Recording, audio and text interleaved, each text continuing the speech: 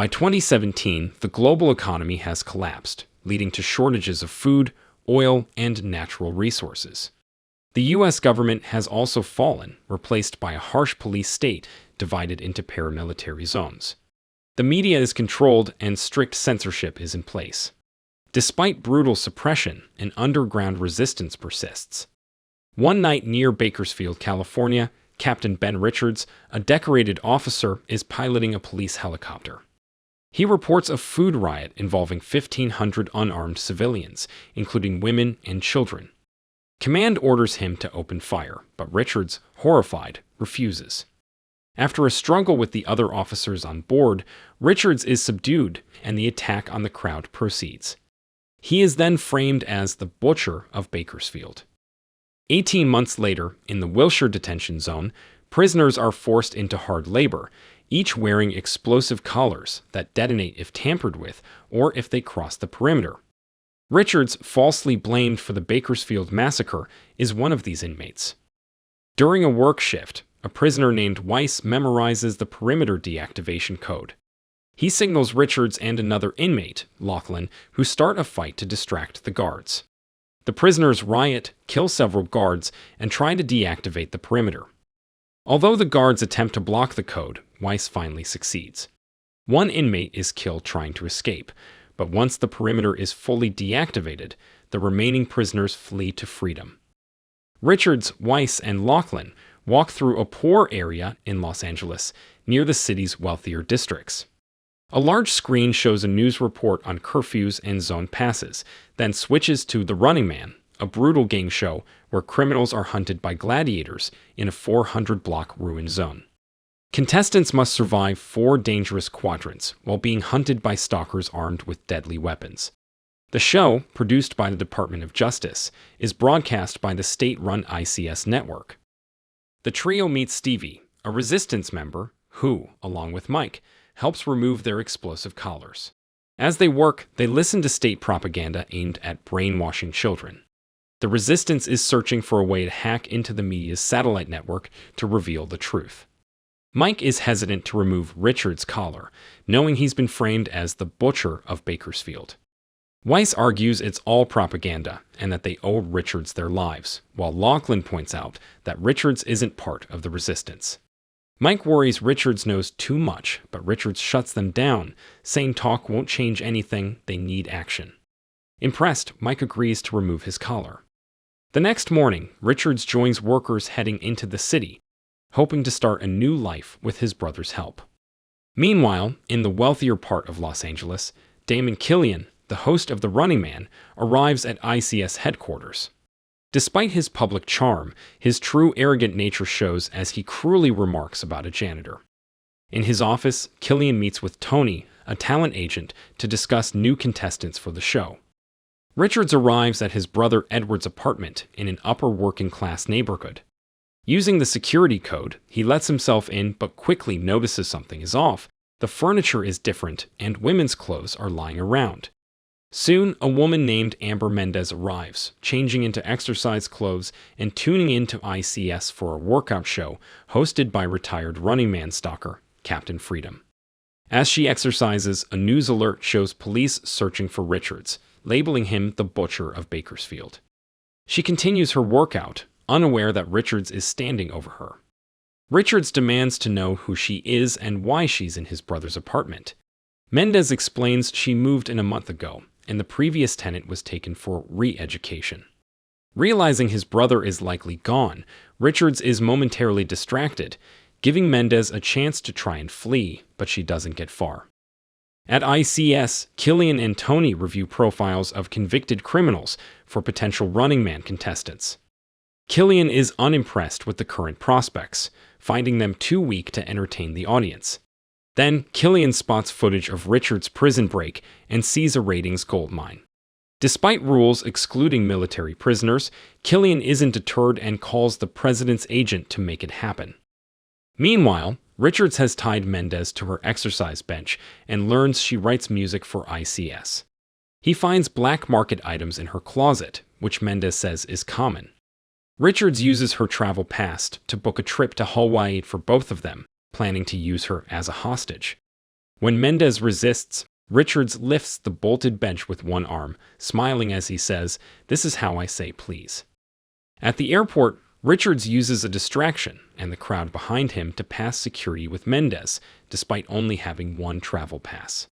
He keeps control of her by gripping the back of her neck, warning he could break it easily.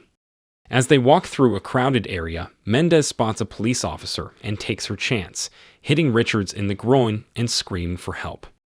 Richards runs but is caught by airport security using a weighted net. Richards is thrown into a cell where he meets Killian and his bodyguard, Sven. Killian explains how he created the Running Man and pulled strings to get Richards as a contestant after seeing his prison break. Killian pressures Richards to volunteer for the show, threatening to put Laughlin and Weiss, who have also been captured, in his place. Killian makes it clear they wouldn't last long. Richards is prepped for the show with painful chemical injections to track him in the game zones, then knocked out with gas in his cell. The next morning, Mendez watches a news report about Richards' capture. She's shocked to see footage, claiming he shot a ticket agent and security guard at point-blank range, leaving them in critical condition. Mendez knows Richards didn't shoot anyone and is disturbed by who might have. It's Friday night, and crowds gather everywhere for the Running Man. At the ICS stage, fans cheer as stalker Buzzsaw Eddie Vitowski arrives, showing off his strength by lifting his custom motorcycle. Mendez, working at ICS, sees Richards being escorted past her by guards while a legal agent reads his contract. They exchange glances and Mendez, visibly shaken, excuses herself, saying she has paperwork to finish. Killian is introduced to the stage, receiving loud cheers from the crowd. As he opens the show, Mendez enters a room, showing her employee pass to a guard. Killian's announcer, Phil Hilton, introduces the guest runner, Richards. A doctored video is played, showing Richards in the helicopter during the Bakersfield massacre, falsely portraying him as the one who killed over 60 civilians, including women and children. The city watches in silence before Killian whips the crowd into a frenzy, eager for Richards to be punished. As Richards is brought on stage, Mendez slips into a control room and then sneaks into an information retrieval room. While Killian continues his dialogue about Richards' possible rewards if he wins, Mendez starts searching through media folders, making sure the blinds are fully closed. Richards is locked into a sled on stage, set to launch him into the game zone. Just as he's secured, Killian reveals a surprise. Richards' prison break partners, Laughlin and Weiss, will also compete. Richards is outraged as Weiss and Laughlin are similarly strapped into sleds. While Killian explains the game rules, runners have 3 hours to escape through 4 quadrants while being hunted. Mendez searches through media files. The sleds are launched into the first game zone. In the media room, Mendez finds 2 folders on the Bakersfield massacre, one edited for TV and the other raw footage. She hides the raw footage in her clothes, but is suddenly grabbed from behind. Richards, Laughlin, and Weiss arrive in the first quadrant as their sleds stop. Ground crew releases them, and Killian pulls an audience member to select the first stalker. In the barrios, bets are placed on who will go in and how quickly they'll kill. The audience member chooses Professor Subzero, a large man in a high-tech hockey outfit, wielding a steel-cutting hockey stick. The ground crew, both on foot and motorcycles, herds Richards, Laughlin, and Weiss into the first game zone, a cold indoor area. Cameras activate as Subzero, the first stalker, enters. With his skates giving him an advantage, Subzero easily pushes Weiss into a trap disguised as a hockey goal, to the delight of the audience. The viewer who picked Subzero wins prizes, including a Running Man board game. Richards and Laughlin try to rescue Weiss but are attacked by Subzero. Richards grabs a piece of pipe with razor wire attached, pulling it tight across a narrow corridor. As Subzero charges, he runs into the wire, which wraps around his neck. Richards pulls harder, killing Subzero. The city watches in shock as Richards and Laughlin mock Killian before freeing Weiss and moving on. Killian, stunned, quickly cuts to commercials, noting the fall of a great champion. In his office, Killian dismisses Subzero's death over the phone with a Justice Department agent, saying it was bound to happen and keeps viewers glued to their screens instead of protesting. On stage, Killian excites the crowd again and lets an audience member pick the next stalker. When the member struggles to choose between two, Killian offers a surprise. Both will go in as a tag team. Buzzsaw, the previous year's champion, wields a massive chainsaw, while Dynamo, wearing a metallic suit that discharges electricity, also loves singing opera. As the stalkers are introduced, Killian briefly steps backstage, where Brenda tells him ratings are up, and ICS security caught Richards hostage, Mendez stealing Bakersfield video files. Killian returns to the stage with another surprise. Mendez will be a contestant. She's dragged onto the stage as announcer Phil Hilton spins a false story about her being a lifelong criminal and Richards' secret lover. Mendez, disgusted by the lies, is quickly strapped into a sled and launched into the game zone.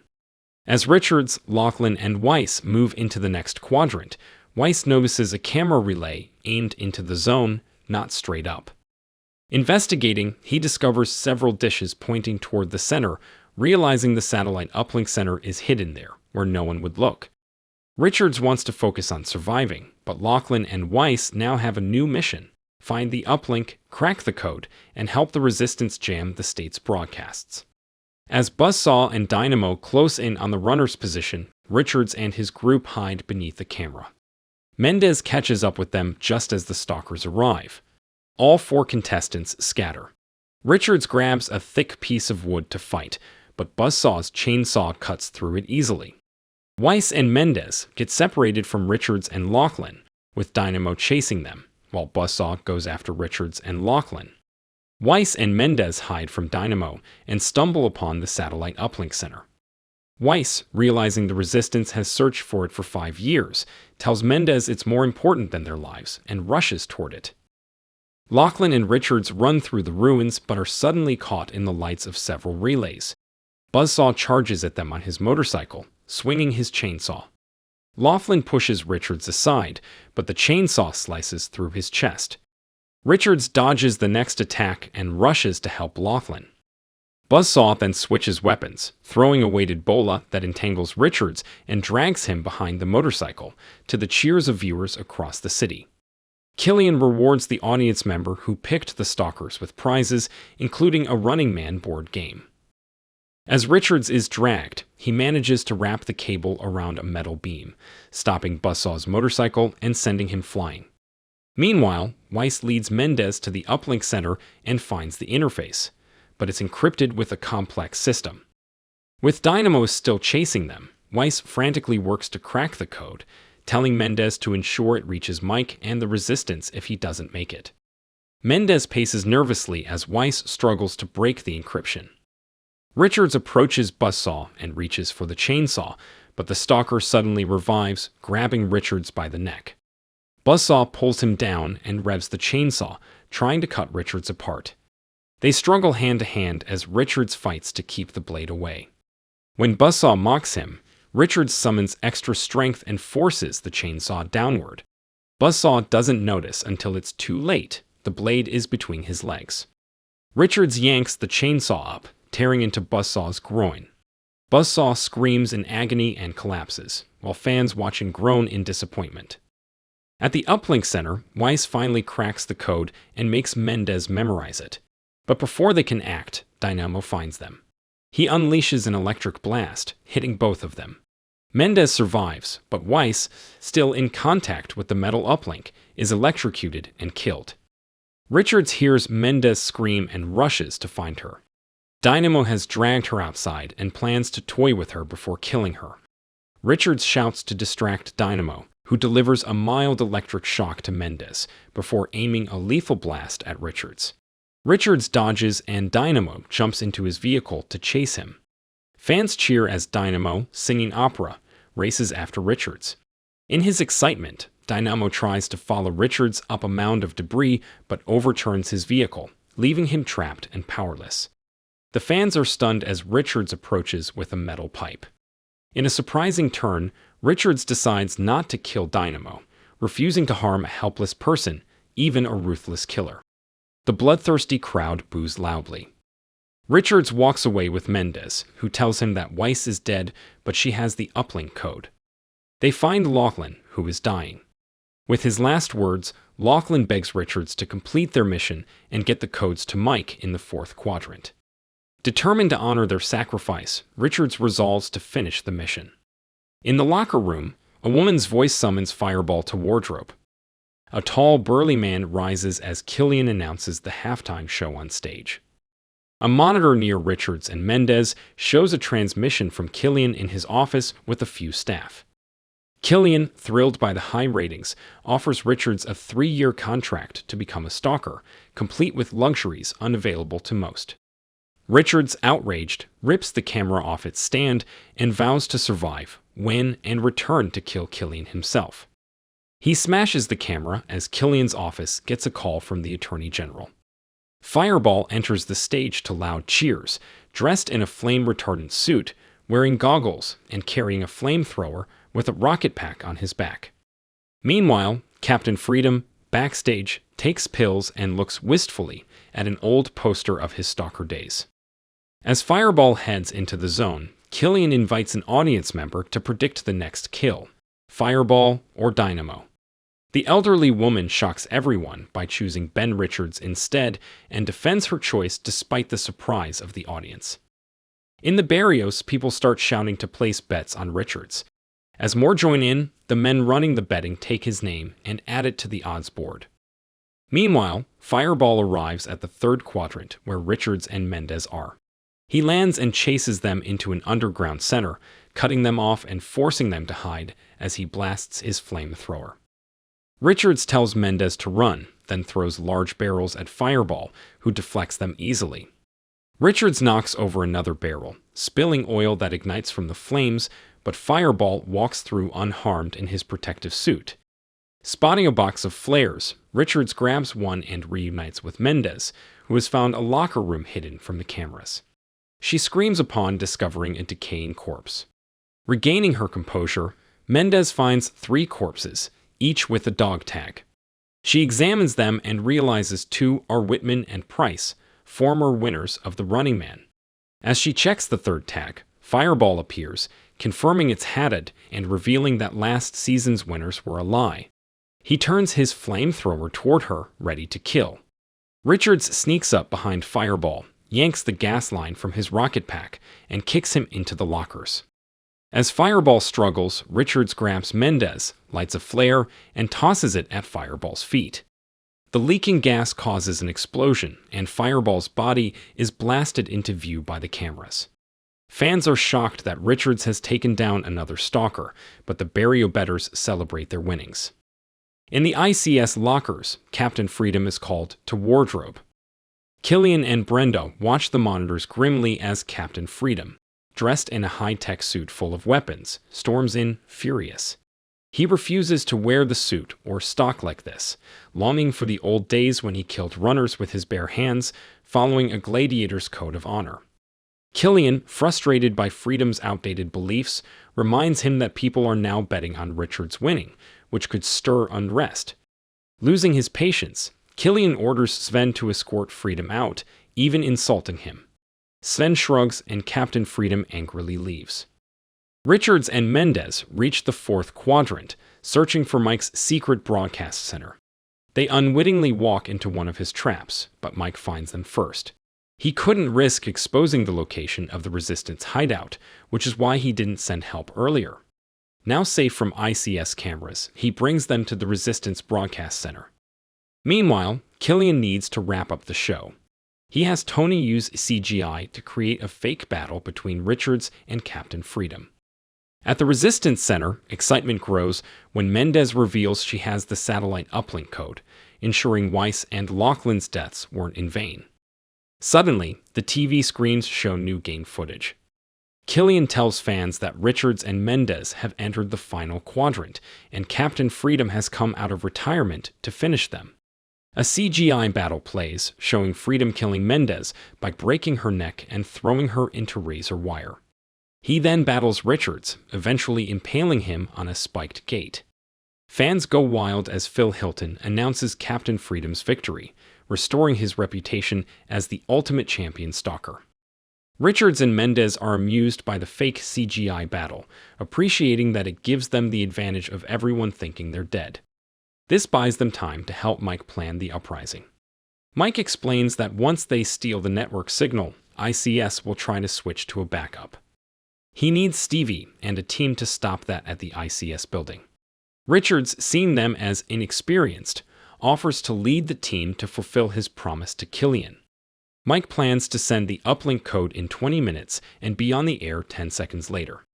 Mendez suggests ditching any speech and instead airing the raw footage of the Bakersfield massacre. Armed and ready, she joins Richards and Stevie for the raid. The team storms ICS through the basement while the Running Man dancers wrap up the post-game show. Killian takes the stage, unaware of what's coming. Mike hijacks the network signal, revealing the truth to the city, showing the real fates of Whitman, Price, and Haddad, followed by unedited footage of the Bakersfield massacre, proving the state's guilt and Richard's innocence. Viewers are shocked. In the control room, Brenda and Tony realize the signal is coming from the satellite, but Stevie and his team burst in with guns to prevent any attempts to override it. On stage, Killian tries to calm the crowd, but Richards and his resistance team storm in. As the truth about ICS unfolds on screens across the city, ICS soldiers open fire, killing civilians as well as targeting Richards. Richards and his team work to protect the audience and guide them to safety. Meanwhile, backstage, Mendez encounters Dynamo, who knocks her down and threatens her again. As she reaches for her gun, Dynamo grabs her wrist. During the struggle, the gun discharges, triggering the sprinklers, which shore out Dynamo's suit, electrocuting him. Richards and his team take out the ICS soldiers. Killian, confident, confronts Richards with Sven by his side.